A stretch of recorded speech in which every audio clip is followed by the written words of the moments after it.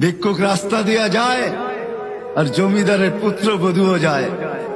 একজন সামনের থেকে আসতেছে, একজন সামনের দিকে যাইতেছে। দুইজনের ক্রসিং এর সময় ভিক্ষুকের গায়ের কাদা জমিদারের পুত্রবধূর গায়ে লেগে গেছে। সে দুনিয়া আন্ধার করে ফেলছে, স্বামীকে ডাইকা নিয়ে আসছে, বলছে ভিক্ষুক আমার কাপড় নষ্ট করে দিছে। সে শুধু ভিক্ষুক ছিল না, বৃদ্ধ ছিল। বৃদ্ধ ছিল না শুধু, জীর্ণ ছিল, শীর্ণ ছিল। শরীরে কাপড় ছিল না, ফাটা চিরা কাপড় ছিল। পায়ে জুতা ছিল না, পেটে ভাত ছিল না। জমিদারের পুত্র সইতে পারে নাই, যৌবনী শক্তি সয় তো সয় কি কইরা। তার স্ত্রীর গায়ে ভিক্ষুকের কাদা, বস সমগ্র শক্তিকে হাতে জমা করা, একত্র করা বৃদ্ধের গালে বসায়।